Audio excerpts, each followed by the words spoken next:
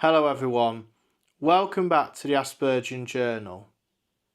Sleeping habits are a very important aspect of everyone's health of developing a great state of well-being. However, to a lot of autistic people, it can be very difficult to sustain a healthy sleeping routine, and it can lead to complex mental health problems if left untreated or unaddressed. Sleep is one of the most powerful ways of nurturing and bettering your overall health in terms of physicality, emotionally, and cognitive functioning. Yet, it is often one of the most destructive parts of life that autistic people struggle with immensely. Neurotypical people are just as skeptical as autistic people are to having sleeping issues at various points in their life, but autistic people are usually found to struggle with their sleep more commonly than neurotypical people do. Various studies over the years have shown that between 50 to 80% of autistic children experience chronic sleep disturbances in their childhood compared to their neurotypical peers, where they stand at between 20 and 30%. For autistic adults, between 40 and 80% of them report that they have ongoing sleeping difficulties on a day-to-day basis.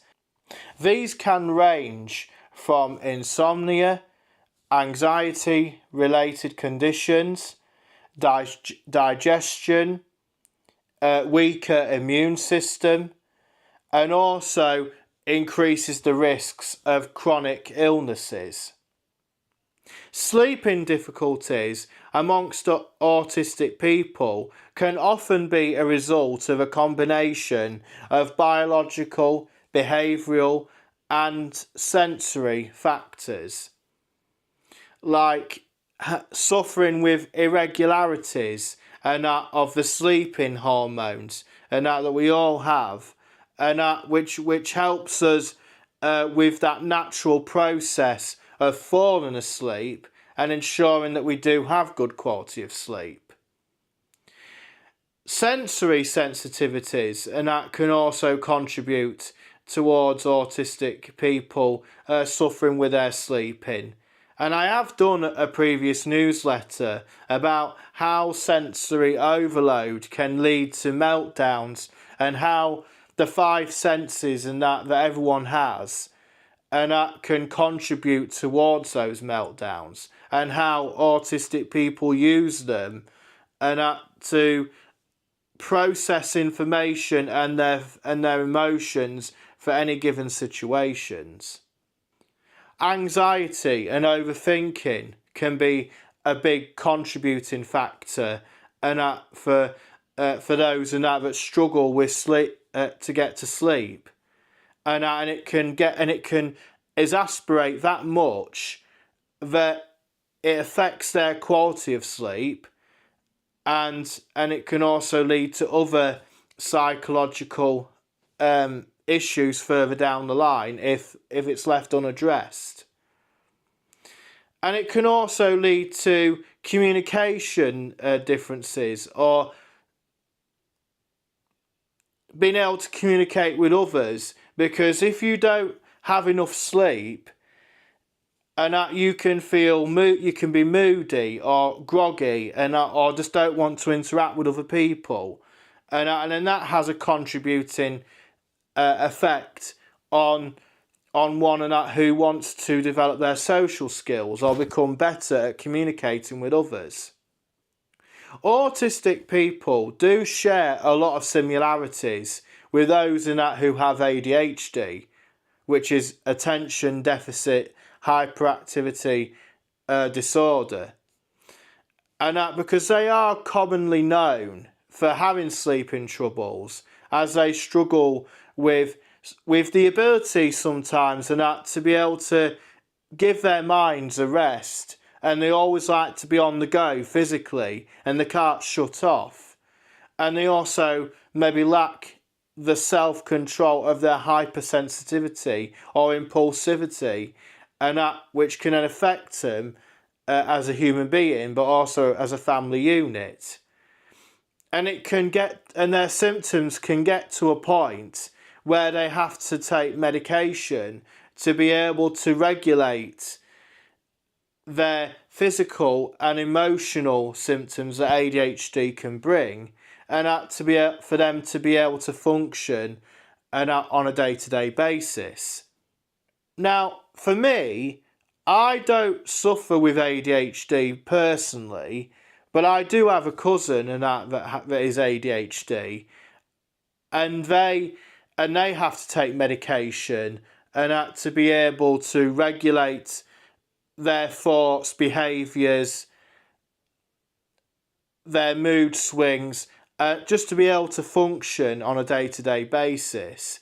And it can be a struggle, and they can have, ups and downs, just like anybody else can do. But it can be a continuous battle. But if you manage it in a safe way and be able to build strategies that can help you manage your circumstances and that better, it's going to help you in the long term.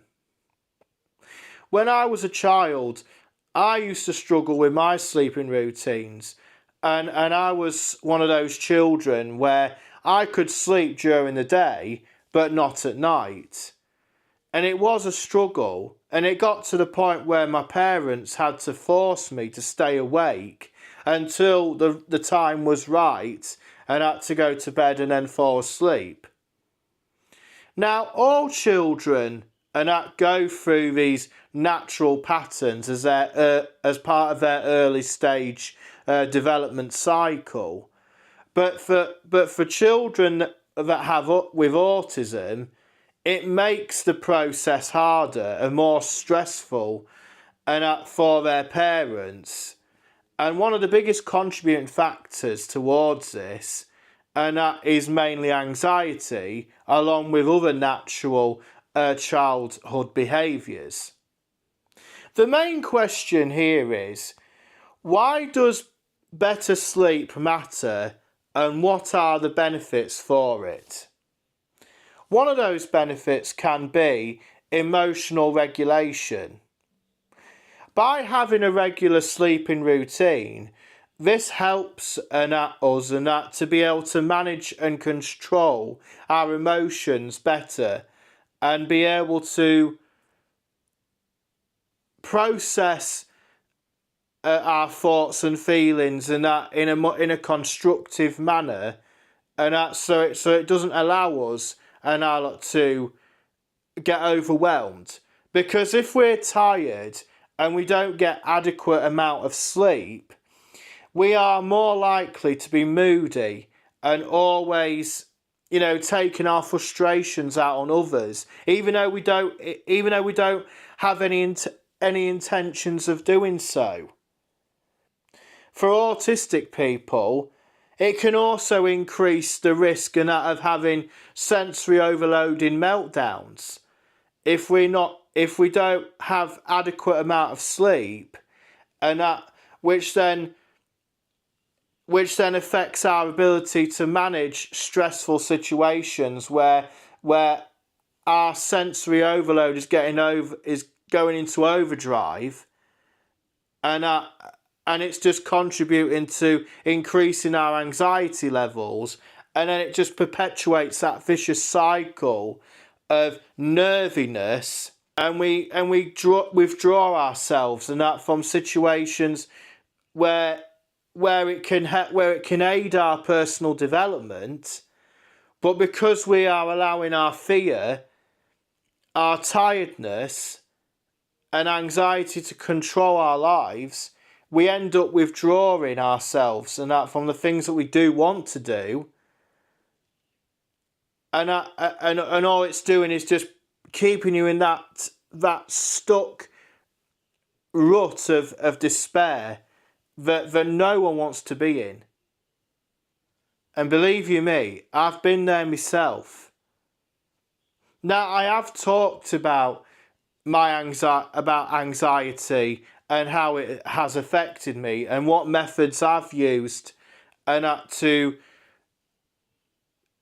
overcome the severity of it and be able to manage it in a more controllable manner. As I've said before, anxiety is one of the major cornerstones of the autistic spectrum, and it's never going to fade away. It's just one of those things that we have to manage, and it can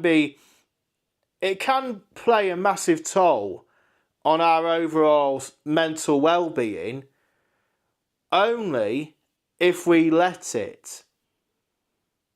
Like with anything that I talk about, and on various topics about relating to autism, you are in control of how you respond to things that are outside of your control.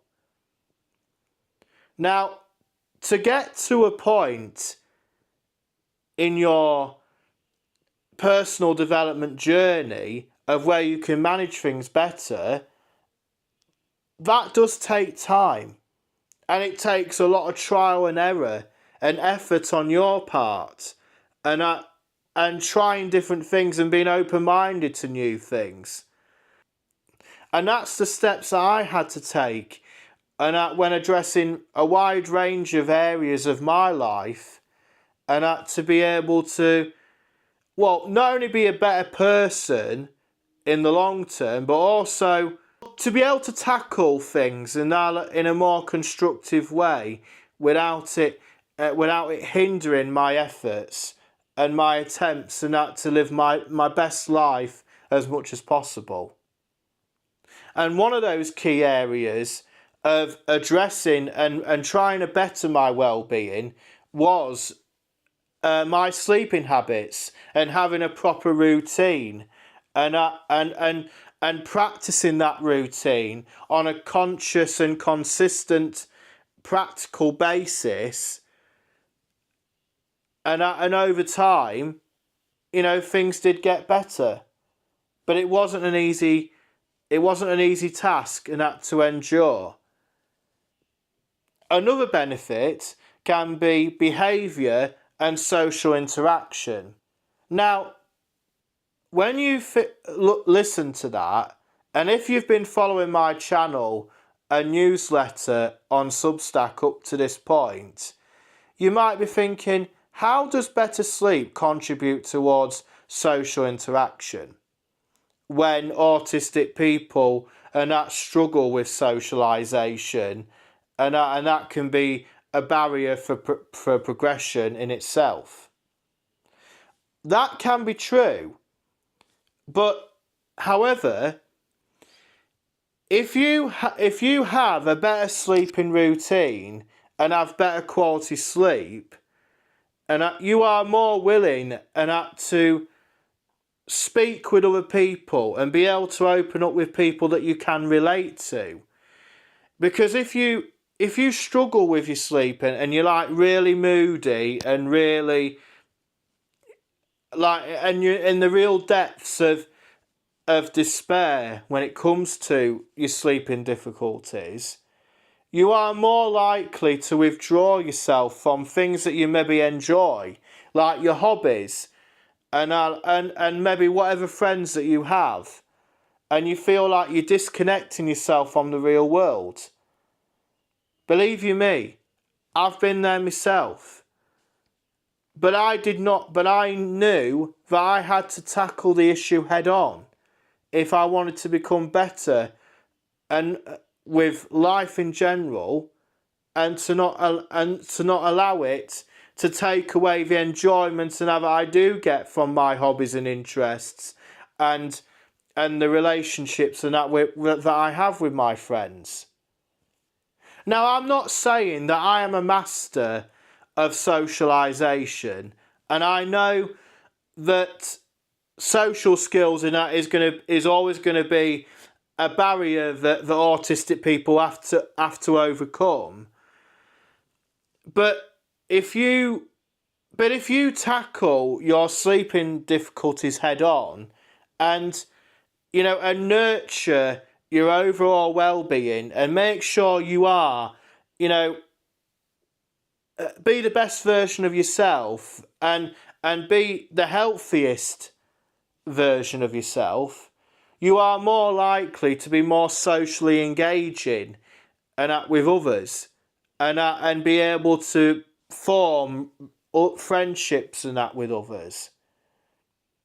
I remember when I was at college, even though I was doing really well with my studies, but at the same time I was struggling with my anxiety really bad, and sleeping, and that was one of the was one of the side effects of my anxiety.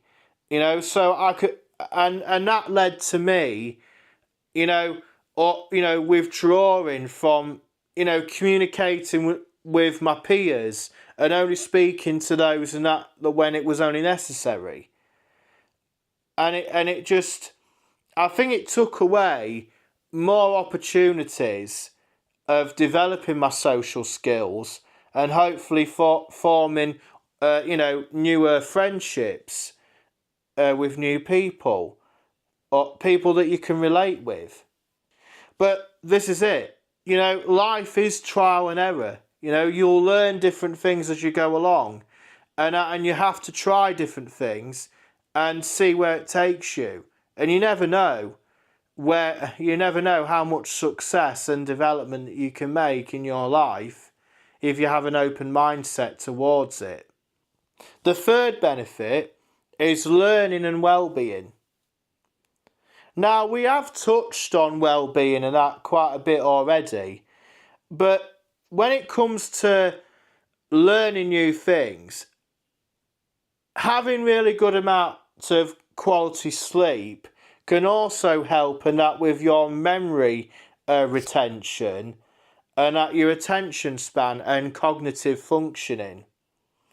Now, these areas and that can be very vulnerable to autistic people, and that's why it highlights the importance of why having a good sleeping routine, and that will help you, prevent you from becoming weaker in these areas, which then can have a long-term impact on many aspects of your life, even if that's, your work, your hobbies, relationships and that with family and friends, or even if it's, learning a new skill or doing a course and that to enrich your knowledge in a certain area. Because when you're really moody and you're suffering with your sleeping habits and routines, you are less likely to be engaged in that with what you're learning, and you just don't have the capability of being able to retain that knowledge that you're learning, especially if you are studying, towards an exam or doing an assignment and that for university. So it's very important that good quality sleep is very vital as part of your learning development. Autistic children and that do struggle with their sleeping as part of their early stage development, and because of that, many interventions might be needed, like music therapy, and maybe in some scenarios medication that might help them, to calm their nervous system that's keeping them awake on high alert, as well as using like cognitive behavioural therapy if your sleeping is that bad. These different solutions can work massively, and to developing their sleeping routines and nurture healthier habits. when I was a child, I could not go to sleep unless I had a light on in my bedroom, like a little light, and have you put in the plug socket, and it's like a little dim light, and so it just lights up the room, but not like the sun, but like just something that can help the child to soothe themselves into into a deep state of quality sleep. As I got into adulthood, my anxiety levels and that were still very high, and it did cause my sleeping habits and quality of sleep to be all over the place, and which was made worse, and when I was taking antidepressants at one point to be able to combat with the physical symptoms of anxiety that I had going on at the time. But all that did, even though it might have worked in the short term, but all it did was it just kept me in that vicious cycle time and time again. And it got to a point where I had to come off the medication because it was hindering my sleep in the long run. I didn't want to live like that any longer because I knew I couldn't live like this, and I had to tackle my anxiety head on and be able to develop, more healthier habits and a healthier ways of developing and nurturing my sleeping routine for the better, which would actually help my well-being in the long run, and it would work constructively in other aspects of life, and that which has aided my personal development journey up to the present day. Another contributing factor of my anxiety getting so bad, which then affected my sleeping overall, was the lack of support available, and that for autistic people from healthcare providers, because this only contributed and exacerbated my mental health getting worse, and then that led to me needing to take more proactive steps for me to become my own therapist, and to try different things to see what works, and hopefully get better in the long run. One of the key things that I used to help me overcome my sleeping issues and my mental health overall was the therapy of mindfulness. Mindfulness is the art of finding solace, of being in the present moment, and challenge your anxious thoughts and feelings that you have, and you've got to allow their presence to fade by, and then by repeating that process time and time again, you will see a decrease in the significance of those thoughts and feelings, as well as their occurrence.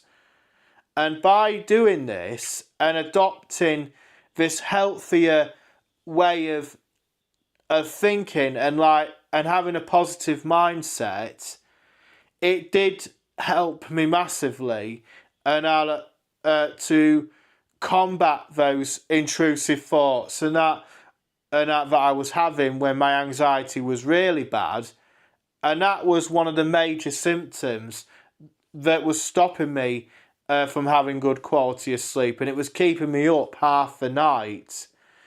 And as a result of that, it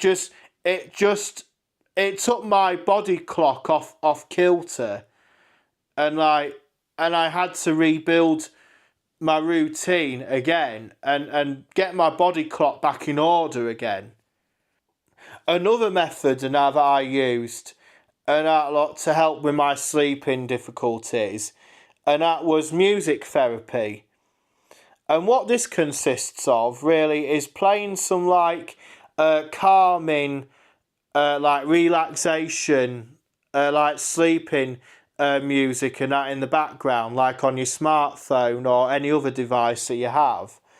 and that can help you to concentrate your mind on the music that's being played and to not fixate on the things and that causes you to be anxious. Now, you can find a lot of these kinds of music on YouTube and other apps like Spotify, iTunes, and etc.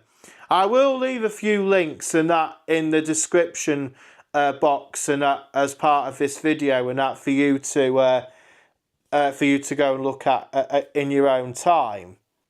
So combining mindfulness and music therapy along with journaling my thoughts and feelings before going to bed, this really helped me massively and to offload my mind and out of what was going on during that day, good and bad, and anything else and that you think might be relevant and that for future reference.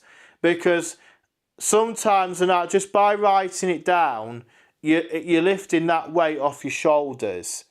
And journaling itself and that can be an art and that in developing, in its own right. And that is something that I'm still working towards. I might maybe do a future video on journaling and how it can benefit autistic people in the near future. So please do look out for that one.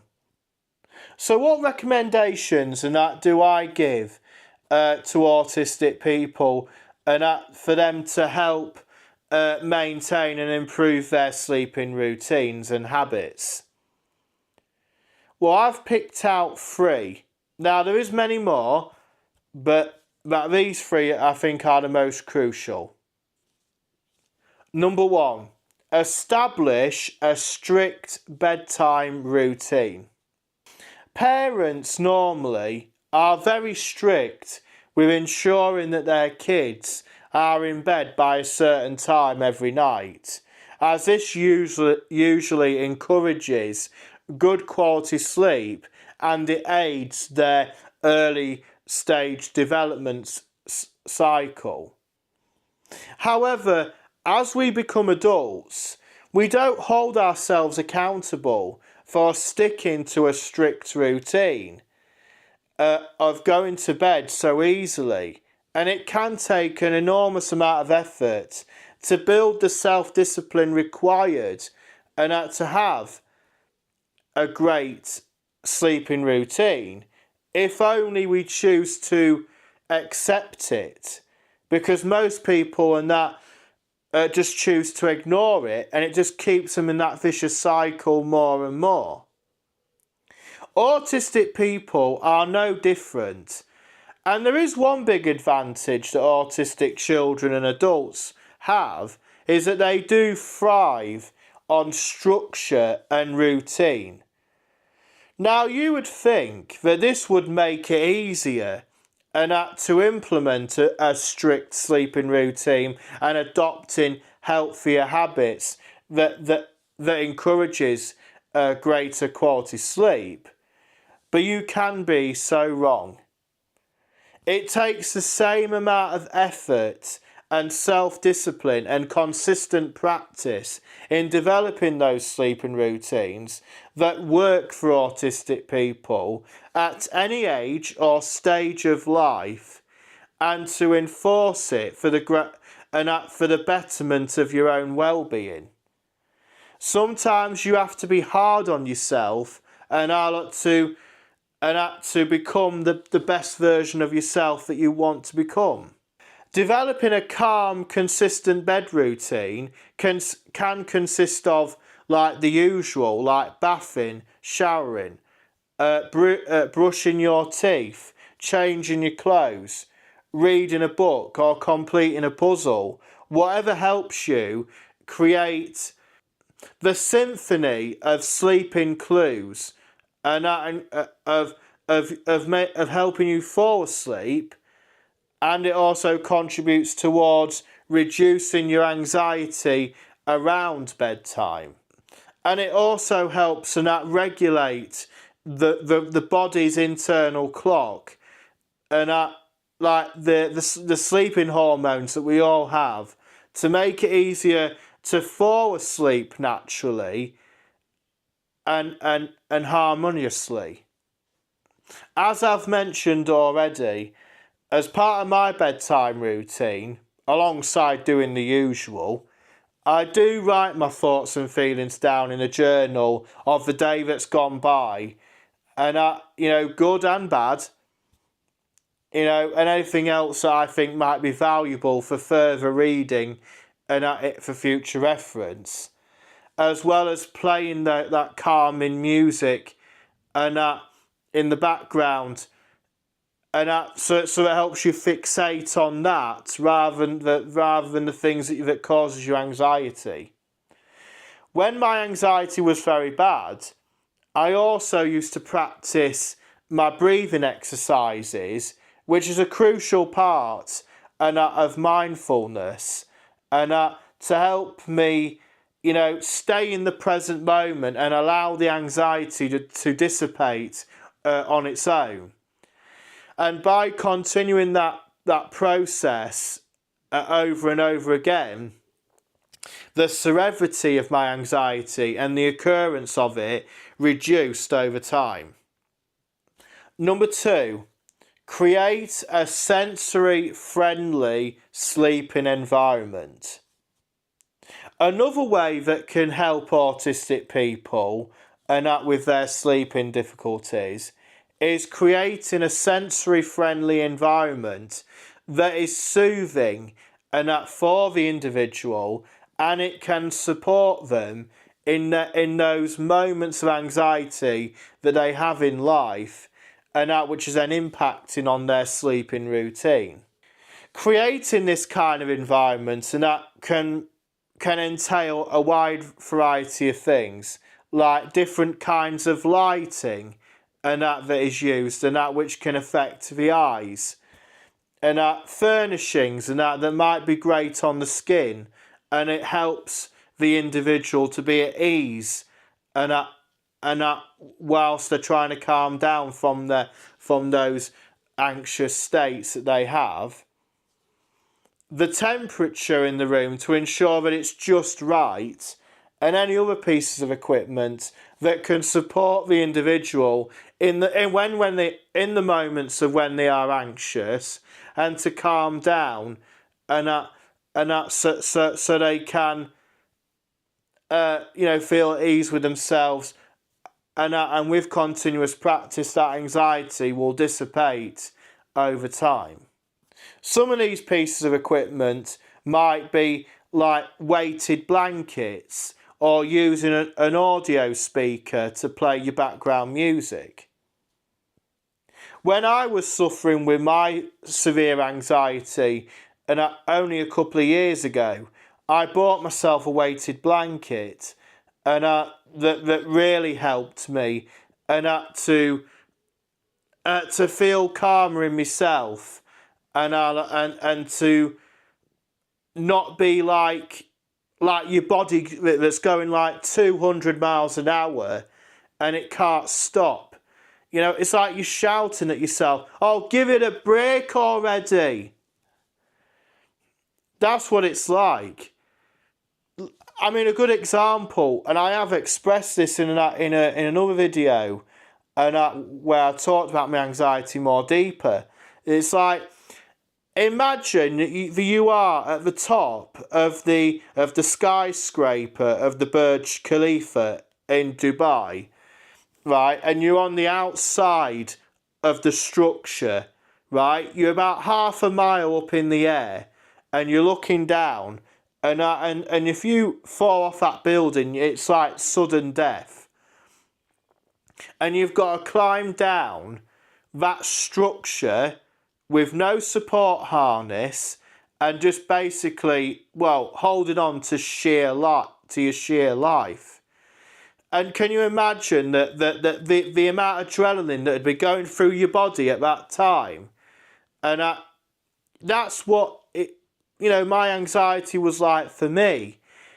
When I was trying to go to sleep, my body was like shaking, and like my mind would not shut up. Like you're shouting at yourself, like your own worst enemy. Oh, giving it a break for 5 bloody minutes. That's how destructive anxiety can be. And and that's why one of the biggest things that autistic people say, that it does affect their sleeping patterns, and it can lead to worse problems surrounding their sleep if they leave it unaddressed, or they don't treat it in the appropriate way. I know that it's not always possible to provide or achieve that 100% perfect environment for autistic people, because sometimes in that their living quarters and that might not be adequate enough, and that to provide the facilities that they need that can help them contribute towards achieving better quality of sleep, or sometimes it can be maybe having the money to do so. But what I say is, if you're in that situation, is just, work with what you got and work to the best of your ability and means, and that to overcome what your sleeping problems are, and always have that proactive mindset. And I know I might sound like a broken record when I say that, but it's true. And just continue working, making yourself that 1% better day after day, and you will start to see the results. That's the process and that I've taken to deal with anxiety, or even with any other aspects of life. Always aim to make yourself that 1% better every single day, no matter how big or small it is. And as those efforts compound over time, you will start to see a huge amount of difference. And then you can pat yourself on the back and say, well bloody done. And that for overcoming what was stopping you from living your best life.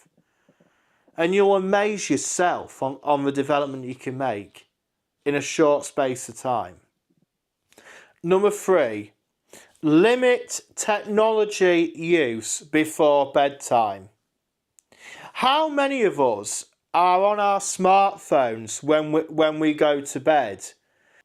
In the UK, a YouGov study done in 2022 was done to find out how many British people use their smartphones in bed, and it found that 65% of British people use their phones in bed before going to sleep, and 45% of them do so when waking up during the night. On your smartphone, and there's always blue ray.